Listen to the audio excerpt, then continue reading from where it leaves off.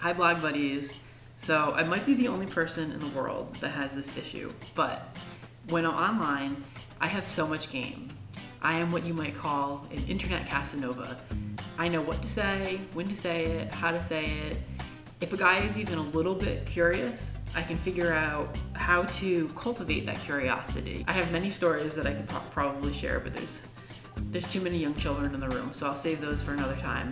But when it comes to the real world, as real as this world is, I fall flat on my face. I just don't know how to do it. First of all, when you're talking to someone on the internet, and if your flirtation isn't reciprocated, then it's no big deal. You just close the window, you close the IM, and move on with your life. It's not that serious.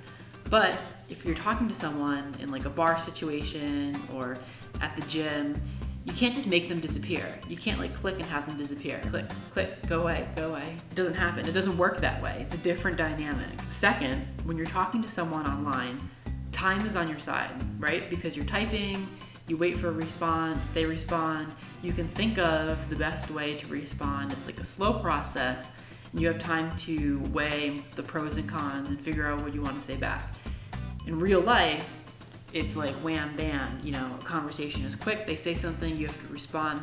There's not a lot of time for thinking and strategizing. You have to be so quick, and I'm just not that good. So the third piece, and I think this is key, you think, for example, about the times you've said something, typed something to your friends over IM, and your friend got really upset over it, even though you didn't intend it to be mean, it was just taken that way.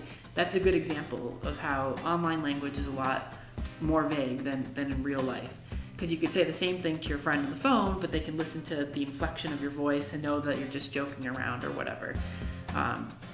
But online communication being ambiguous really helps you when you're trying to seduce someone, I guess, because you can use innuendos in your language that are kind of vague. And if they're also looking to move to a sexual place with your relationship, they'll pick up on those innuendos and they'll reciprocate them and they'll use them back to you. But if they're not interested in taking things, they probably won't even notice the innuendos in your language, and they'll just kind of, you know, gloss over it. But in real life, when you start to do that to someone, your intent is a lot clearer. And you know, if you're in a bar talking to someone and you start using all these innuendos, you're gonna come across as really creepy. So it doesn't work in the real world. So with the computer in front of my face, I'm good. I am good to go. But in the real world, I am anything but sly.